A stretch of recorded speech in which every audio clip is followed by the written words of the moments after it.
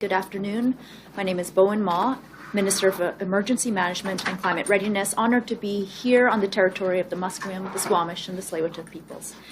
Before I begin, I would just like to take a moment to reflect on the evacuations that happened in Fort Nelson First Nation, and Doig River First Nation last month. Thankfully, nearly 5,000 people who were evacuated from their communities have returned home. I know that this was a stressful 2 weeks of uncertainty. It is challenging to leave your home behind under any circumstance. We're grateful that you've been able to return to your communities, and I want to thank you all for supporting the emergency personnel and wildfire crews who work tirelessly to protect your communities. I also want to extend my greatest thanks to the community and First Nations leadership, BC Wildfire Service crews, emergency management personnel, first responders and host communities in Prince George, Fort St. John, Chetwynd, and Dawson Creek. The coordination among governments, professionals, neighbors, and a little help from the weather made a world of difference. We are stronger when we work together, and working together is what will carry us through the next several months. Experiencing evacuations this early in the wildfire season is a reminder of how increased climate emergencies are affecting people and communities in our province. We're experiencing longer droughts, earlier fire seasons, and more extreme weather. While we have seen rain in many areas of the province in recent weeks, I want to emphasize that this year's snowpack remains very low, with an average of 57% of normal.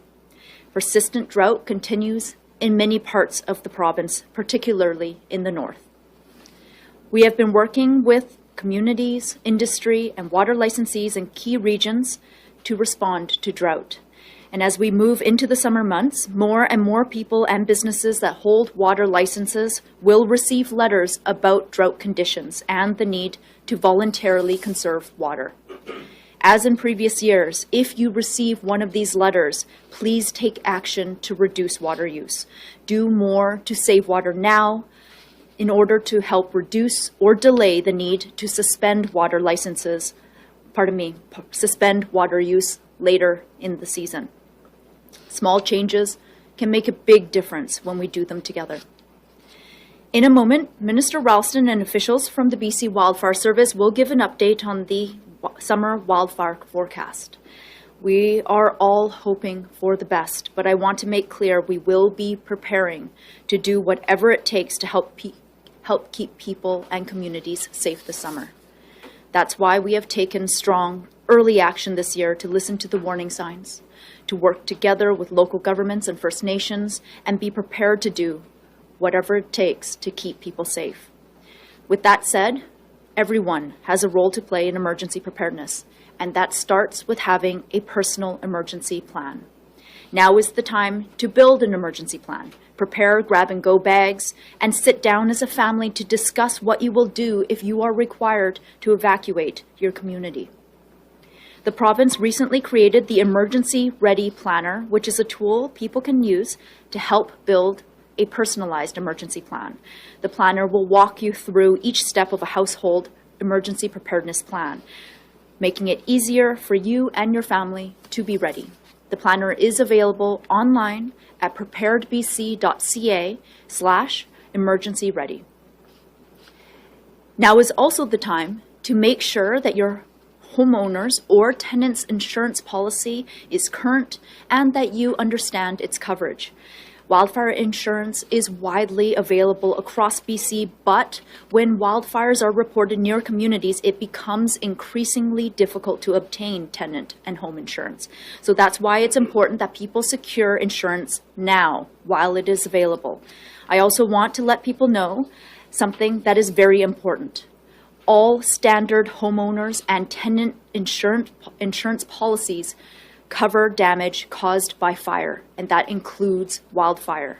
It also likely provides comprehensive coverage for accommodation and other living expenses if you are placed under an evacuation order.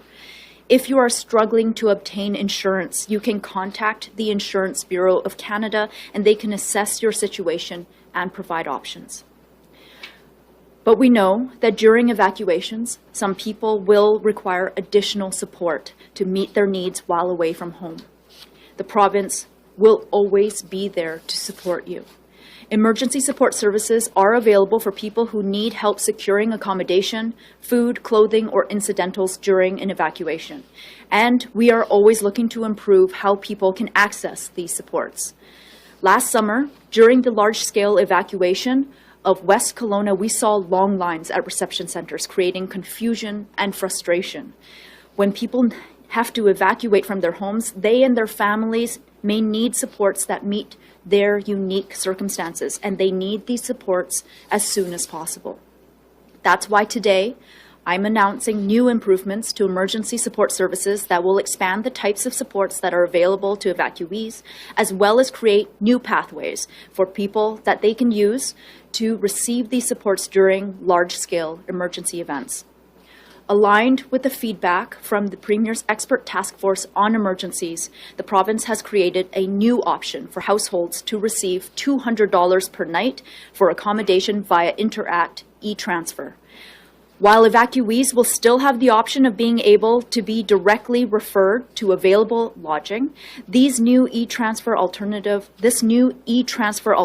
option will allow people who are evacuated to also make their own decisions on accommodation.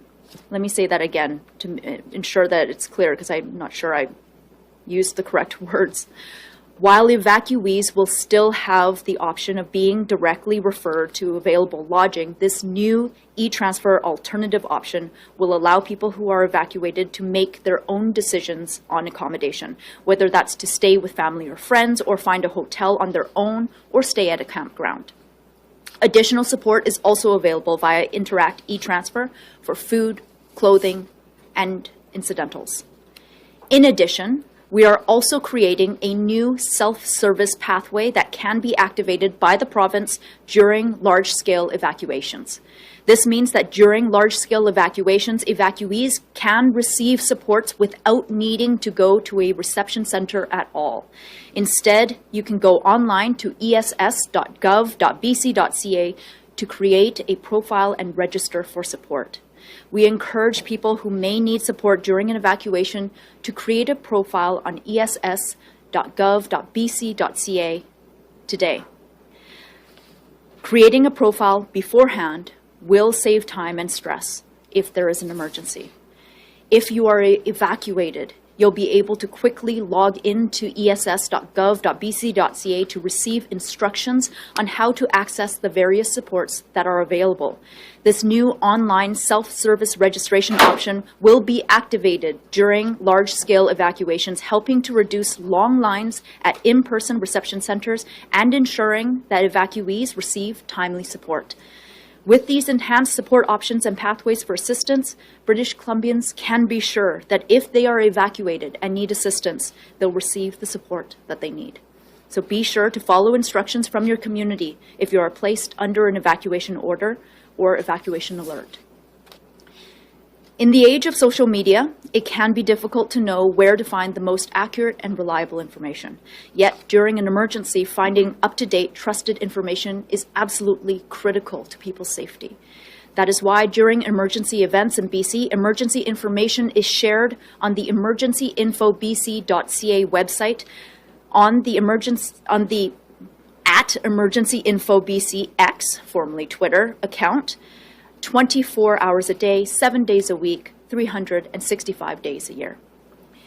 Information about wildfire evacuation orders and evacuation alerts will be amplified on both of these channels. The province recently updated and redesigned the Emergency Info BC website to introduce new features that enhance the user experience and ensure that this critical information is available to people when they need it. The new design ensures people can quickly and easily identify relevant hazards and navigate the website efficiently, even under stressful circumstances. During an emergency, approximately 80% of people access this website from their mobile device, so the new design has been optimized to make it easier to navigate from your cell phone. Each emergency event added to the website now also includes an easy share option, inviting you to share this validated information on your own social network, on X and on Facebook. We can all play a part in helping share accurate, trusted information during an emergency. This redesign of Emergency Info BC builds upon recommendations from the Premier's Expert Task Force on Emergencies to provide quick and direct access to reliable information that will help people plan for emergencies effectively and take appropriate action during emergency events. We're expecting a beautiful summer, and there are endless ways to enjoy it. But let's also remember to remain vigilant, to stay informed, and to stay safe. Thank you. I'll now turn it over to Minister Ralston.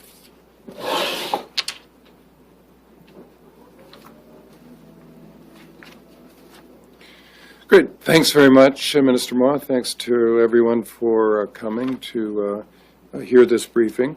I'm Bruce Ralston, Minister of Forests, and I'm responsible for the BC Wildfire Service. I'm also grateful to be speaking to you today from the territory of the Musqueam, Squamish, and Tsleil-Waututh peoples. The wildfire season is well underway in British Columbia. I know many people are anxious about it after an unprecedented year last year in 2023. Unfortunately, an unseasonably warm winter means that the rain and snow we were hoping for just didn't happen in many parts of the province. Though the recent rain and moisture we've seen in some areas has helped, parts of the province are still set for a challenging wildfire season. It's important that everyone continues to remain alert as conditions are expected to become warmer and drier throughout the rest of June into July. Right now, there are 108 fires burning around the province. The majority of the fires are in the Prince George Fire Centre region, which has experienced an early and intense start to the fire season.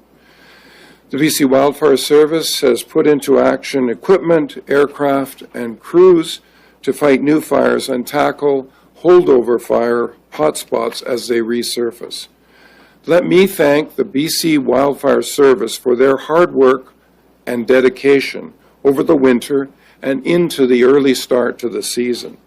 In particular, their actions during the recent fires around Fort Nelson in the northeast corner of British Columbia. I want people to know that we are prepared to tackle this wildfire season head-on. We've applied the lessons learned from last season and taken action ahead of this summer. And we will continue to be taking all the steps we can do to keep communities safe. At the end of last year's record-setting wildfire season, Premier Eby launched an expert task force on emergencies. Their job was to provide recommendations on how we can better respond to emergencies. We worked alongside the expert task force to start implementing those recommendations in real time. In other words, we didn't wait for the end of the report to implement the recommendations. We implemented them as they were made. These recommendations are having an immediate impact, and they are strengthening wildfire and emergency preparedness and response for the long term, so we can keep people safe now and prepare into the future. So let me list just some of the things that we're taking as actions. We have leased more equipment, planes and helicopters. We put in place new technologies and innovation. We're stepping up prevention work. We're strengthening the BC Wildfire Service and enhancing wildland firefighter recruitment and training. This includes launching a new dedicated wildfire training and education center at Thompson Rivers University in Kamloops to welcome the province's future wildland firefighters. We are seeing the results. We have received nearly 2 times the number of applications we usually receive for wildland firefighters, and hundreds of wildfire service personnel are now working year-round instead of being engaged seasonally. More First Nations communities have participated in wildfire boot camps over the spring so they can keep their communities safe. More communities than ever before have undertaken wildfire prevention work, and there are 106 Fire Smart coordinators taking action in communities across British Columbia. It's these boots on the ground that will make the difference during the wildfire season. I am confident that we are prepared for whatever this wildfire season brings. As the province continues to take a more proactive approach to wildfire preparation, it is great to see that so many people are doing work to create safer communities and neighborhoods. Wildfire preparedness is a shared responsibility, and I encourage everyone to take part in the fire smart activities around their own homes and throughout the summer. This can be as simple and as straightforward as removing flammable material like wood and propane tanks away from buildings, keeping grass cut short and plants watered, cleaning walkways and keeping gutters clear, and closing windows and doors when they're away from home. As people prepare at home, they can also take action when they are out on the land. Remember to check and follow all fire bans and restrictions, and if you spot a wildfire, please report it to star 5555 on a cell phone or through the BC Wildfire app's reporting feature. As our climate changes, we are seeing the impacts with drought, wildfire, and weather emergencies. We are seeing wildfire reach into communities that have never been impacted before. I want all British Columbians to know and be reassured that we have been working hard to prepare ahead of this summer. We will take all the steps necessary to keep people safe, and I know many communities and people are doing the same. It's more important than ever that everyone continues to do their part to be safe and protected this summer. Thank you. I will now hand it over to Matt McDonald, who is the BC Wildfire Service lead fire weather forecaster, who will let us know what the months ahead may look like around the province. And he will appear virtually. I think there he is on the screen. Thank you. Great. Good afternoon, everyone, and thank you, Minister Ralston, for the kind introduction. So thank you, everyone, for the opportunity to present the BC Wildfire Service's latest thinking with regards to the upcoming 2024 fire season. So as a wildfire agency, when we anticipate the duration, the intensity of a fire season, we look to three key ingredients. Those include drought, and interesting to point out that there's a number of ways of defining drought. Of course, there's been lots of talk about drought since last winter. We can define it from a hydrological perspective that refers to the amount of water that's flowing through our streams or that's held in our storage basins. We can define drought from an agricultural perspective, so how much moisture is in the soils in our plants. And then from a fire perspective, we can look at the amount of moisture that's in our forests and the health of our ecosystem. And in this rare case, we can all agree that drought is very present and very persistent in certain parts of the province. The second factor we typically turn our eyes to is the amount of snow or lack thereof that we had over the winter. You can see in this chart, the brown chart, that no news to many of you. We saw far less snow than normal, and so that's a second factor that's lining up to drive what's likely to be another active fire season. But fortunately, the good news part of this equation comes from the third factor, and that's the amount of rain that we've seen recently through the month of May and in through the first days of June. So we have seen some respite there into portions of the province, which I'll get into in a little bit here, but really these are the three key factors that we'll be talking about today. So from the snow perspective, this chart is from our friends and colleagues at the BC River Forecast Center, and it shows the amount of snow that remains on the ground per basin as of June 1st.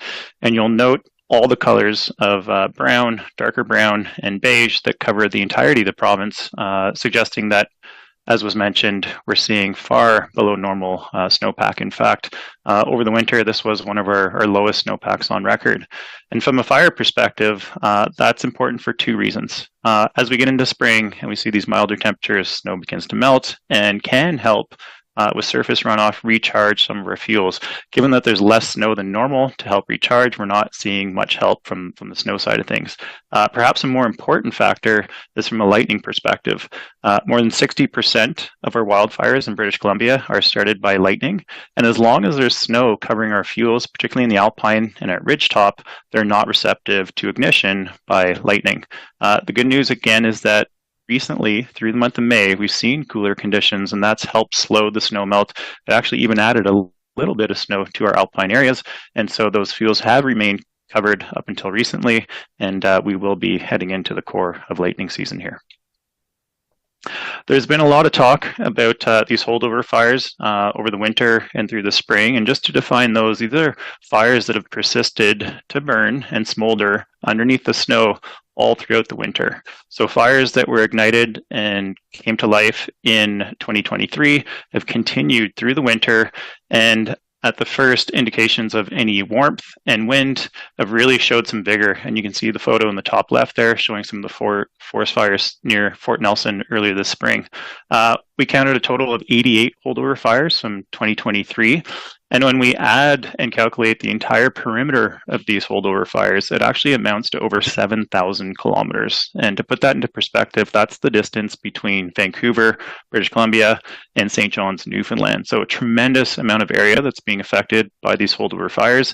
And, the picture on your screen there really says 1,000 words. These holdover fires, given that they're occurring in the Prince George Fire Center, where drought conditions are deepest, are not just surface fires, but they're really burning deep into what we call the duff, upwards of 2 meters deep or 6 feet deep. So it's not dropping water from aerial resources that's going to extinguish these fires. Our crews have had to dig really deep into the ground to suppress these heat signals and call these fires out. Speaking of which, some good news on that front. We've been able to declare 15 of these 88 holdover fires out within the last couple of weeks. Thankful to the really hard work from our crews up in that area and a little help from Mother Nature. A good news part of this story as well this spring has been the very low number of human-caused wildfires, indicated by the 2 red dots on the screen compared to historical averages in April and May. When we say human-caused wildfires, it's important to define exactly what that is. So human-caused wildfires cover a spectrum of possible causes for wildfires. Most of those are unintentional, but they can come from railway sparks into adjacent fuels, starting fires that way. We get vehicle accidents in which there's fires, and those can sometimes spread into nearby forests. Of course, we have industry and heavy equipment working in the forest, which can also have sometimes unintended sparks, as can recreational activities. So fortunately, with the cooler, wetter, recent weather, we've seen a lower number of human-caused starts, which has been great. We'd like to thank the public and industry for those statistics, and please continue to remain that vigilance and that caution as we proceed into really the core of the fire season that'll be coming up here. So just to recap how recent conditions have played out, here's 2 charts shared with us from our counterparts at Environment and Climate Change Canada. Left, and that represents how the temperatures played out through the month of May compared to historical averages. Some great news here. We're seeing lots of white across Western Canada. May is typically a cool month, and that it was. We saw lots of near seasonal temperatures, and again, that helped slow that snow melt and provide some kind of unsettled, showery conditions. The chart on the right speaks to the amount of precipitation or lack thereof in some areas that we saw again through the month of May. Areas in green, great news. We saw more rainfall than average over the Caribou, into the Caribou Mountains, Columbia Mountains near Revelstoke and Golden, and then stretching down into the North Kootenays. So those areas saw their drought be, replenished and some healthy rainfall amounts. Same goes for the northwestern corner of the province. But I will draw your attention to that swath of brown that extends from the northeast all the way from the North Peace, Fort St. John, into Dawson's Creek, into the Williston Basin, and then stretching out to the Bulkley Lakes, areas like Smithers, and then down into the Chilcotin. Those areas, unfortunately, have not seen a tremendous amount of rainfall here in the recent months. So those are the areas where we've seen drought, and that drought is unfortunately continuing. So that brings us to today, and these 2 charts really do a good job of setting the tone for where we currently stand. We'll start with the one on the left-hand side, excuse me, the buildup index. So the buildup index, also known as the BUI, represents the total amount of fuel that's readily available to burn. And again, lots of white on this chart. So we're sitting relatively close to normal given the cooler conditions and the rain. we're even sitting below normal for parts of the Coastal Fire Center, which is more good news. But important to point out is just how dynamic this buildup index is. All we need is 7 to 10 days worth of dry, warmer weather, and inevitably we'll see that build up and increase as we get into July. I think a more important part of the story here is really from the drought code map on the right-hand side. So when we talk about drought codes, this is the amount of moisture that we find in our deepest organic layers, in that duff layer, or in the largest downed and dead woody debris. Hard to ignore that really dark red area up in the northeast corner, which again stretches down into the Vanderhoof, Fort St. James, Bulkley Lakes area. So we have seen drought. This drought is very persistent. It's not a couple months worth of drought that got us here. It's really stemming back to 2022, 2023. And so an important part of the province here that continues to see deep, severe drought. And really, any of the areas in orange or red have the potential for large fires and for challenging fires again this summer. Speaking a little bit more about the drought, I really believe like these visuals here tell 1,000 words, be it from a stream flow perspective or looking how our trees are being affected, both at the surface and below. Our crews who have been responding to these holdover fires up in the northeast since early April have reported that these fires again are burning really deep into the duff layer, into those deep organic layers, upwards again of 2 meters. And what it's doing is it's actually smoldering and burning out the entirety of these root bulbs and causing these trees to simply topple over. So some pretty impressive fire behavior, but also makes for a very dangerous work environment. So not only is responding to these fires challenging, but it also poses a risk. And so we've had to take a calculated approach in how we extinguish these fires. So if we compare where we currently sit here at the beginning of June in 2024 with recent wildfire seasons in early June, if we look at 2017 and 18, a lot of our fire activity from those seasons were confined to the Cariboo and the southern interior. Of course, 2021 was a exceptionally active fire season as well on the heels of the heat dome. And then 2023, where we had a really exceptional season with record-breaking 2.8 million hectares of land that were consumed. If we compare and contrast 2024 with 2023, the two would appear quite similar in that they are, but it's important to highlight some key differences here. If we look towards the coast, note how the blues are a lot deeper, darker blue, which is great. That indicates a much lower drought code. At this time last year, we were already quite a little bit more advanced in our drying and our curing.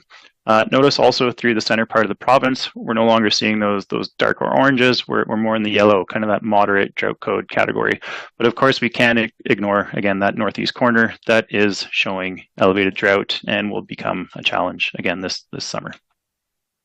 So getting into the outlook here, here's the latest guidance from Environment and Climate Change Canada. On the left, this is not the actual heat, but just the likelihood of above normal temperatures as we head into the latter half of June and into the beginning of July. So indications here are for fair to strong probabilities of above normal temperatures. So we're expecting that warmth to return. The incoming weekend, of course, is going to be fairly cool and showery, but really as we get into the latter half of June and beginning of July, we're expecting the warmth to appear.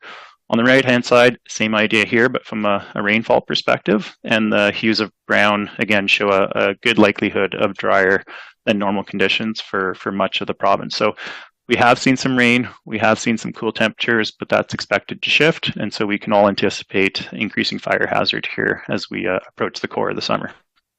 Looking a little further out, these two charts cover the entirety of the summer, so the entire June, July, and August, so a 3-month period. And on the left-hand side, again, we're looking at the probability of above seasonal temperatures. So for most of BC, we're seeing moderate to fair chances of warmer than normal conditions, with the exception of the coast. So those hues of blue suggesting perhaps near normal temperatures for the coast. Important to remind that, near normal during the summer is still fairly warm, so not to say that we won't see fire on the coast. It's still a possibility there. On the right-hand side, as much as I'd love for us to provide you with a long-term precipitation forecast, historically, these seasonal forecasts for rainfall don't have much skill. So We'll have to wait and see how the rainfall plays out. The reason for that and the difficulty of this modeling over long range is in the summer, a lot of our precipitation comes from small scale, what we call convective systems. So these kind of small scale thunderstorms or showers, and it's very difficult for these long range models to predict exactly where these will happen. So we'll stay tuned to that, but we are very confident that we're not going to get enough rainfall to alleviate those deep drought conditions here. So looking at how the season's played out to date, what you see on the screen here is the number of fires per week. So the fire activity since early April into the beginning of June, and the black line represents fire activity in 2024. So we can see two notable bumps, which coincided with the two warm spells that we had, one towards the end of April and another one in the middle of May. And a really excellent example of how a little bit of heat and dry weather supported the intensifying of those holdover fires up in the Northeast. Tracking closely to this year were the summers of 2021 in the dashed red line and 2020 in the dashed blue line. So, usually in early summer, late spring, we see quiet fire activity. And as we get into the end of June, you can see that historically the possibilities ramp right up. In 2021, the red dashed line, a lot of that response and increased fire activity was owing to the historical heat dome, right? We're not forecasting anything like that at current state, but really we are anticipating a similar evolution to 2021 in 2024. And the reason for that is really these underlying drought conditions that cover a good chunk of the province. It's important to differentiate, where we were last year with where we are this year. Yes, we had widespread drought last year, but this year it's confined to smaller regions, so not quite as extensive. We will have large, challenging fires in parts of the province, but again, not quite as extensive as what we saw in 2023. So going forward here, we at the BC Wildfire Service, I get to work with an excellent team of fire weather forecasters. We're clearly going to be keeping a close eye on how things are evolving and the forecasted weather. But even you as the public can also stay attuned to these potential scenarios. So the first one being, prolonged hot, dry weather. It doesn't have to be record-breaking heat. We're just talking, 7 to 10 days of dry seasonal temperatures, and that will inevitably increase those buildup indices, increase the fire danger rating, and all we'll be missing at that point is ignition. Scenario 2 is where our ignitions often come from, and that's from lightning. And so one of the key weather makers for us is what we call dry cold fronts. So cold fronts sweep across the province. They typically bring what we call convection, thunderstorms, and therefore lightning. And in the case of a dry cold front, unfortunately, that lightning is not accompanied by any rain. So that's a really efficient pattern to start a lot of fires. I think back to August 17th and 18th from 2023 when a significant cold front swept across the entirety of the province and posed a big challenge to many communities in the southern interior. And then the third scenario we'll be watching for is kind of a persistence of what we've been seeing this spring. We have seen moisture, but it's really been dominating on the west-facing slopes, simply owing to the fact that our weather systems have been coming in off the ocean from west to east, and that favors the west-facing slopes like Vancouver Island, the Coastal Mountain Range, the Columbia Mountains. But in the lee side of those mountain ranges, places like the Chilcotin, much of the Okanagan, the Rocky Mountain Trench, and then particularly that northeast corner, the Peace Country, all those areas stay very dry and warm in this persistent westerly flow pattern. So something else we'll be keeping a close eye on, and we'll be messaging accordingly as any of these scenarios present themselves. So in summary, this could very well be another challenging wildfire season due to that persistent drought, the lack of snow. We can't forget those remaining holdover fires that in the heels of a little bit of warmth, a little bit of wind, really exhibit some aggressive fire behavior. Currently, as mentioned, the long-range guidance favors warmer than normal conditions, and really the precipitation will remain to be seen, but at least we're going to get a little bit more here this weekend across much of the province. And then, given those antecedent conditions, it's quite likely that we will, in fact, see large fires in much of the province, but particularly that northeast down through the central interior are the areas of concern. So please remain prepared, continue to be vigilant, and know that the province is doing everything we can to be prepared for another challenging fire season. With that, I'll pass it back to Minister Ma. Thank you.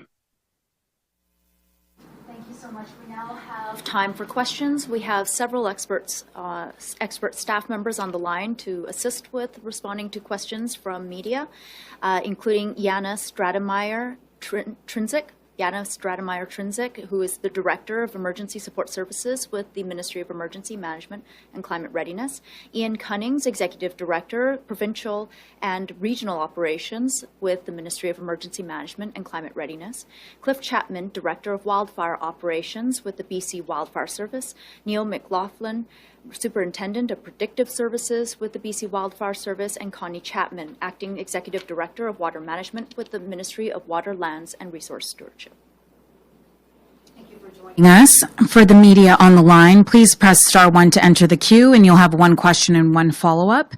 For the media in the room, please line up at the microphone. Please state your first name and your outlet before asking your question. You'll have one question and one follow-up. We will start with the media in the room. Go ahead.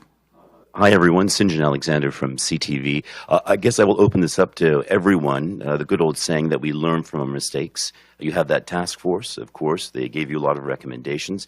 What do you believe is the biggest change, the biggest mistake that was made last year that we're going to change this year? You know, what we're seeing in recent years is that climate change is here. It is impacting our communities today. It used to be that we would talk collectively, and when I say we, I mean we collectively, British Columbians, Canadians, people around the world, we used to talk about climate change as though it was something that was going to impact us, our children, and our children's children, our children's children's children, something that would impact our communities in the future. What we know today is that that is simply not the way that we can think anymore. The impacts of the climate crisis are here today. They're on our communities. They're here in British Columbia, and we're seeing this in the way that extreme wildfire behavior is coming up year after year. We're seeing this in extreme climate, in extreme weather events. We're seeing this in the extreme cold and extreme heat events that we're seeing it throughout the year. So it is extremely important that we as a government, that British Columbians, that the federal government, all levels of government are treating climate change very seriously. And that means increasing our ability to respond to emergencies when they happen, increasing our capacity to support communities in recovering from emergencies, and definitely increasing our focus on preparing for and mitigating those the impacts of those disasters before they happen. Do you have a follow-up? Yeah. Anybody else wants to weigh in on that? Nope, I think they would have spoken up. Okay, lots here, but let's talk about the letters that you brought up, Minister Ma. I'm assuming they would go to any, this is the drought letters that you were talking about earlier. I'm assuming they would go to any area of the province that might be experiencing drought. I think I'm right about that, if you could clarify that. And then, are there fines, or are you stepping up the fines if people don't comply? So we have Connie Chapman, who is the Acting Executive Director for Water Management. Connie? Thank you, Minister Ma, and thank you for the question.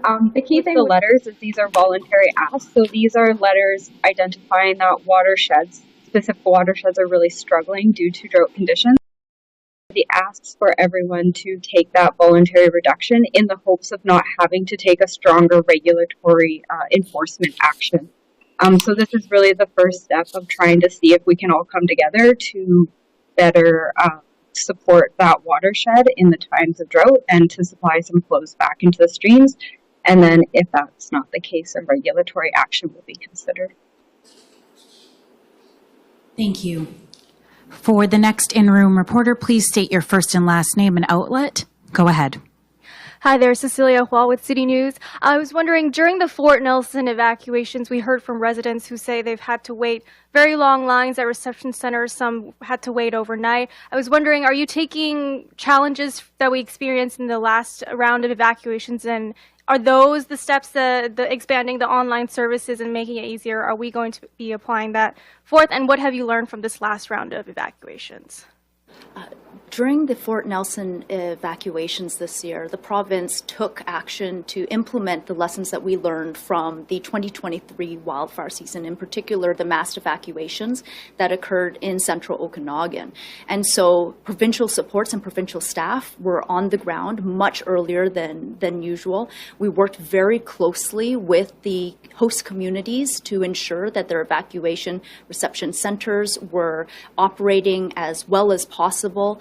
We activated the evacuee helpline through Service BC to answer calls from people who might not be able to or had questions and that didn't, in order to prevent them from being able, or pardon me, let me try.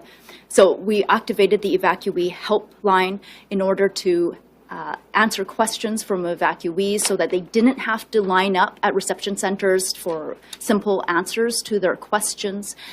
All in all, the evacuation supports were delivered quite we've been receiving quite positive feedback on how the evacuee services were delivered in Fort Nelson. However, there are always lessons to be learned, absolutely. And so part of the work that we have been doing since the 2023 wildfire season has been through the Premier's Expert Task Force on Emergencies, identifying those opportunities for improvement and working immediately to implement them. The new $200 per night accommodation allowance is an incredibly important option for evacuees. It means that evacuees have the option of requesting assistance for referral into accommodations directly or simply receiving the $200 per night accommodation allowance for their family and finding their own solution. It increases the range of accommodation options that are available to evacuees. They can stay with family and friends. They can stay at a campground. They can even go to other parts of the province where there are not reception centers. This is an incredibly important improvement in emergency support services here in British Columbia. And do you have a follow-up?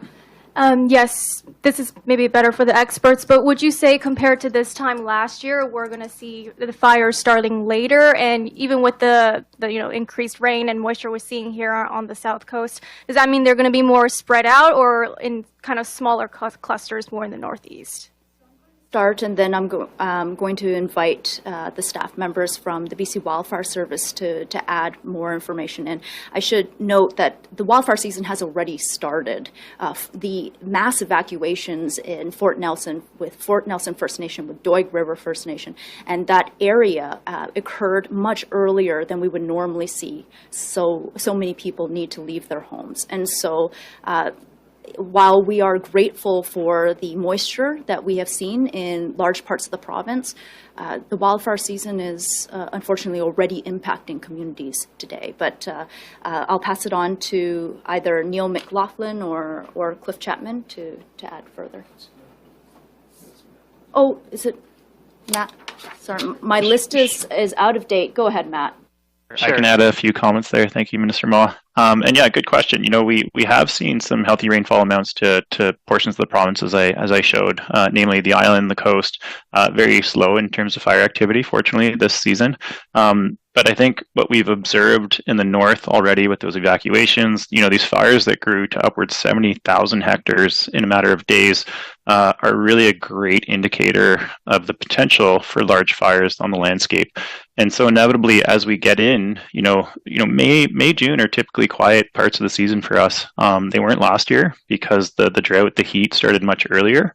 But as we get into the core of the fire season, namely July and August, that underlying drought really is going to play a huge driver in bringing us intense fires. And it's important to remember just how dynamic this whole environment is, right? It's not because it's rained a lot this spring in your locale that you're totally fine for the fire season. I can almost guarantee that conditions will change, and as we see the heat, the dryness that is typical through July and August, we'll start to see increasing numbers. So I think that chart that showed the increase in 2021, that again is what we're anticipating here this summer is a marked uptick as we get into July. Okay, we will now go on to the phone lines. Wolf Defner, Black Press. Wolf, go ahead. Yes, thank you for taking my question.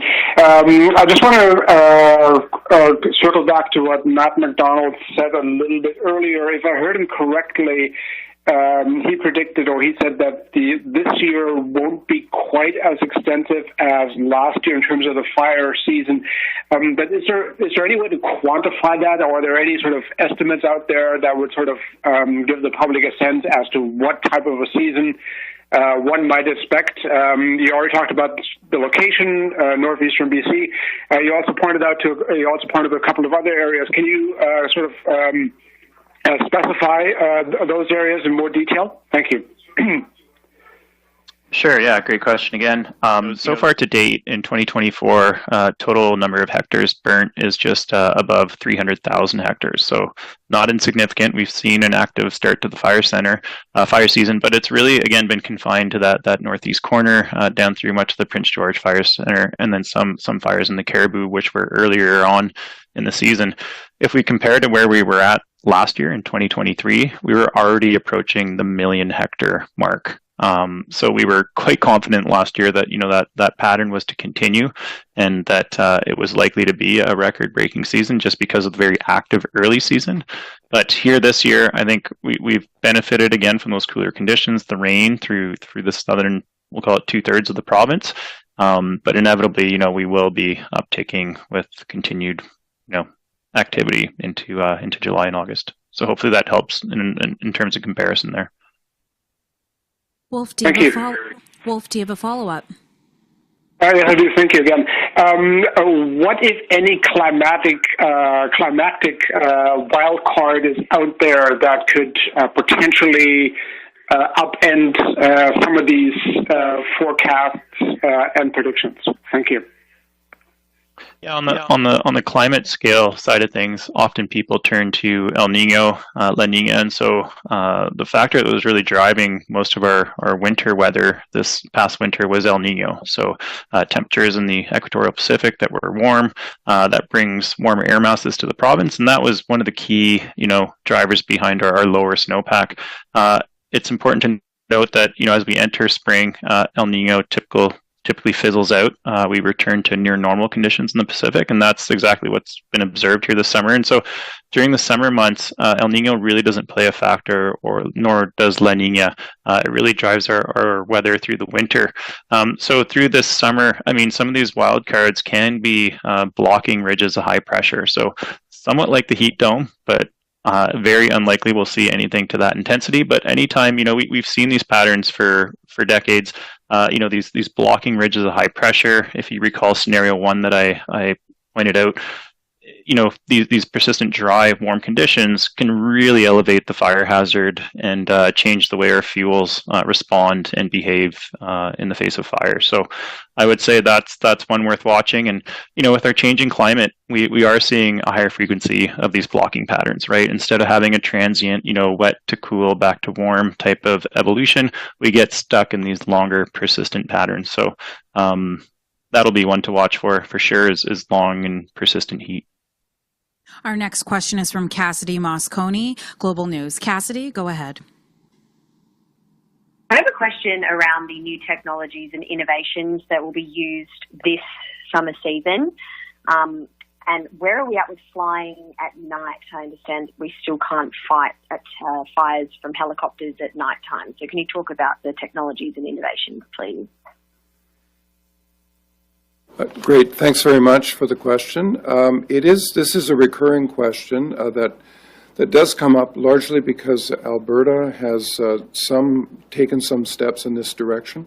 But what the BC Wildfire Service has clearly told me is that terrain in Alberta is different. The terrain in BC is obviously much more mountainous, and so flying at night in the way that they do in the military, typically the American military, is not as practical or doable here in British Columbia. I would say, though, that in terms of technological innovation, that was one of the points and recommendations that the Premier asked for in his expert task force.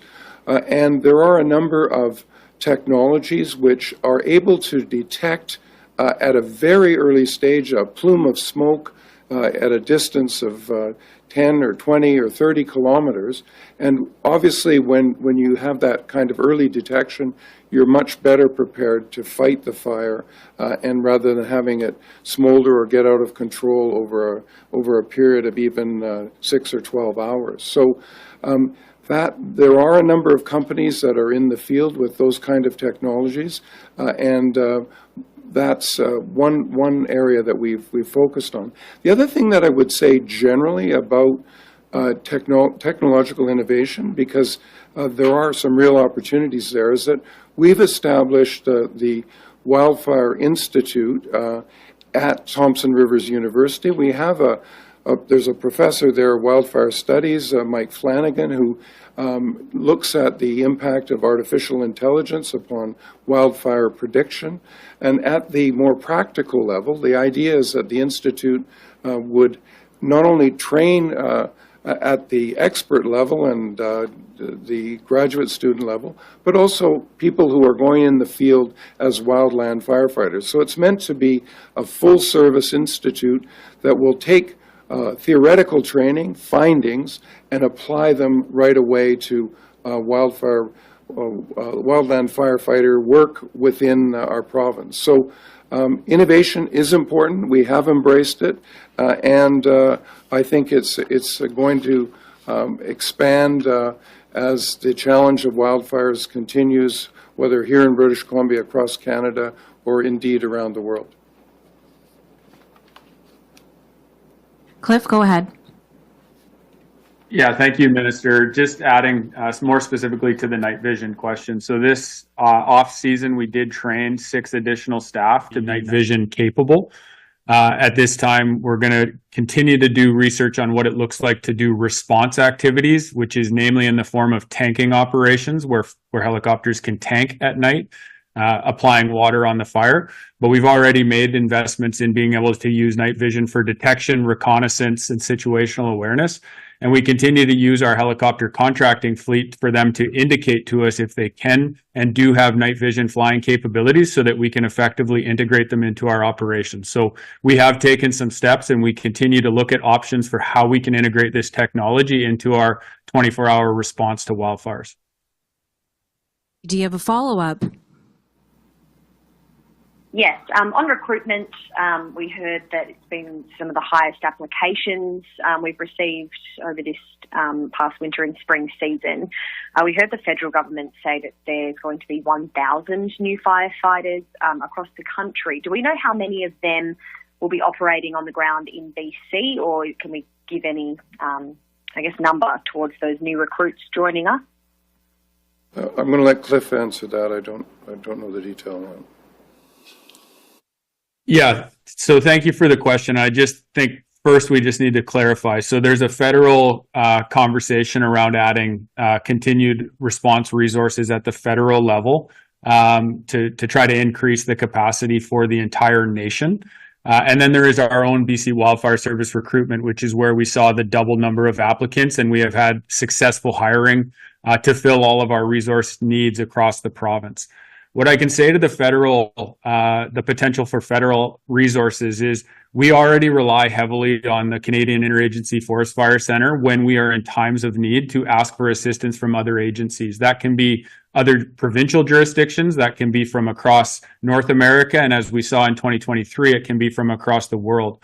So what I would say is we welcome the federal government looking into this as an option for the jurisdictions across Canada, because when we're in times of need like we were in 2023, we are looking for highly trained individuals to come in and support both the BC Wildfire Service, but also local communities, community firefighters, and our contract firefighters that operate across BC. So we will have access through the Canadian Interagency Forest Fire Centre to bring in additional resources should we require them. Our next question is from Tyler Olson, Fraser Valley Current. Tyler, go ahead. Yeah, thanks. Local governments are said to be key partners to reduce fuel loads in forests, but the Fraser Valley Regional District here says it won't be applying for funding to create more fuel management prescriptions because rather than actually reducing fire risk, much of the energy ends up being spent on hiring consultants to complete various levels of paperwork, reports, and grants. Mission's mayor said he was deeply concerned, and that it seems like we've taken resources that could have been used to move the needle and just done something that seems like busy work. Are you reconsidering how fuel reduction, the whole process is administered, planned for, and conducted to make it easier for the province or partners to deal with the fuel issues? The Fire Smart program that the province funds is administered by the Union of BC Municipalities. In my experience, and I'm surprised to hear what is being reported here anecdotally, it's a very effective program, and it focuses on real changes in the physical environment, taking away underbrush, wood, debris that is fuel to an advancing forest fire. In fact, I had a discussion with the mayor of Kelowna early in the season last year, and there's a city park where they had engaged in what's called, the verb is fire smarting, but they'd done those techniques, and when a fire emerged and came towards that park, right on the edge of the downtown, so if it had advanced into the downtown, the results could have been catastrophic. That fire really was stopped almost entirely because there was no further fuel for the fire to consume and advance. So these are effective, proven techniques that we fund, and many communities fund. There are Fire Smart coordinators in many communities. We also work with the municipal fire departments. We had a conference in Prince George where BC Wildfire Service and municipal firefighters, of which there are obviously many throughout the province, they work together on preparing for an advancing fire that typically comes in at the what they call the interface area, where the wildland kind of meets the city. And particularly in West Kelowna last year, that was the real center of fire activity. So these are good programs. We're advancing the funding and increasing the funding. We're encouraging awareness of the effectiveness of those programs. And as I say, I'll have to follow up with whoever, I think it was the Mayor of Mission you mentioned. We'll have that discussion about it, because I'm surprised to hear that description of a very effective program. Tyler, do you have a follow-up? Yeah. The complaints here largely revolve around fuel loads on Crown land owned by the province, and the issue seems to be that once you get to get to the point where you're actually reducing fuel, you first need a community wildlife protection plan, and you need to hire consultants to prescribe burns. Then, if it's on Crown land, you have to actually get the province to do the actual removal. Can you say what share of money that is allocated to fuel reductions is currently spent on paperwork versus on the ground work like thinning trees and doing controlled burn? Yeah. Well, inevitably in administration, there is a requirement to document what you're doing. So I don't think that's unusual in any government program anywhere, or indeed any business program anywhere. So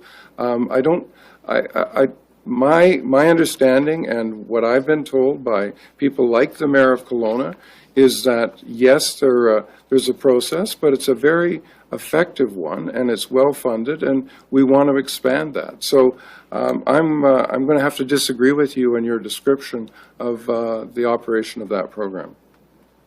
Our last question is from Michael Potestio, Castanet Kamloops. Michael, go ahead. Hey, thanks for taking my question. I was just wondering if there was someone there who could kind of provide us an outlook just for the Kamloops Fire Center specifically this year. There was a recent insurance study that came out that said that Kamloops itself has, across the country, the greatest risk for wildfires in 2024. So I was wondering if someone could give us maybe a little snapshot of the Kamloops Fire Center wildfire outlook. Question for Matt, if he's available, Matt McDonald. Or Cliff. Cliff's either one. Matt, are you going to take it? I'll pass that over to Cliff. Okay, great. Thank you. Yeah, thank you for the question. And we can follow up with more specifics. As you saw with Matt's presentation, right now the Kamloops Fire Center is situated in a fairly favorable conditions. But as Matt also indicated, we could see that change with 7 to 10 days of drying. And historically, as we know, in the southern part of the province, when we see the ridge pattern set up, we get that 7 to 10 days of drying. And so right now, if you look out into the fuels, they're relatively green, which means they're not really susceptible to fire. We're not seeing a lot of lightning come through the southern half of the province at this point in time. So for the next, I would say, 1 to 2 weeks, we're certainly doing okay in the southern 2/3 of the province in terms of the conditions. But I think Matt really indicated, and I think it's worth paying attention to, that it does not take much to dry the fuels out in the south. They are much, the duff layer is much different than it is in the northeast. It doesn't take persistent drought. And so the fuels can dry relatively quickly, again, in that 7 to 10 day period. And so that's really what we need to look for as we go to the southern half of the province, really Caribou Fire Center South, is it does not require the same amount of heating to dry out the fuels. And then it really just takes the ignition source, which comes in the form of lightning historically for the southern part of the province. So, we can follow up with more specifics around that, but certainly, we know Kamloops, much like Prince George and really most of our fire centers last year, experienced a very challenging fire season. And I think everybody is curious and wants to know specific to their region what things are looking like. And we will continue to provide information through our social channels on what we're seeing and what that means on the ground in terms of fire potential and fire activity should they start. Michael, do you have a follow-up? Yeah, I do. Changing gears here. Last winter, BC Wildfire Service issued a request for information from contractors about super scoopers. Has BC Wildfire received these aircraft, or do they plan to borrow from the U.S. and Alberta again this year?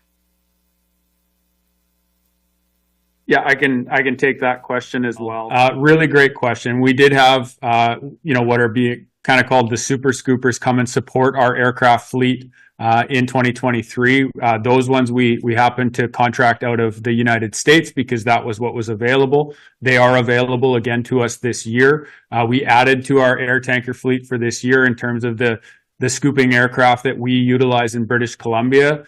And if needed, as I said, same with ground resources. When it comes to aviation fixed wing assets, we have relationships across North America and now the world where we can ask for additional aircraft to come in to support our fleet when the need is there. That concludes today's event.